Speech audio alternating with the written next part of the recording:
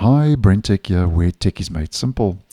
Currently in the Google Chrome web browser for desktop, if we head to our main menu and we head to extensions, we get two options in the extensions submenu. We get manage extensions, which takes you over to the page where you can obviously manage those extensions. And you can click on visit Chrome Web Store, which will take you directly to the Chrome Web Store. Now it seems that to improve the discoverability of extensions and themes available in the Chrome Web Store for new Chrome users, Google has started testing replacing the extensions submenu, as shown in the three-dot menu, with Explore extensions that takes you directly to the Web Store.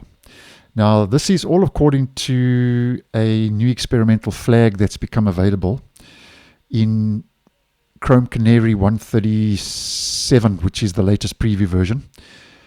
And if you are testing features, what you can do is just head up to your Omnibox, into Chrome // flags, and the easiest would be just to type in collapse. And the flag is called collapse extensions submenu. The description reads, enables a mode where if the current profile has no extensions, the extensions submenu in the application menu is replaced by a single item, Explore extensions. And I've enabled that, and then obviously we'll just restart your browser. Now I do have extensions installed, so that's why you will not see the Explore extensions replacement option in the three-dotted menu.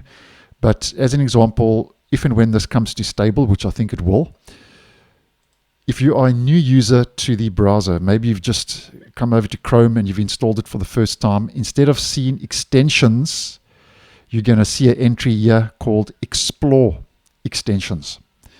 So obviously, as mentioned, Google wants to improve the discoverability of extensions and themes available in the Chrome Web Store for new users.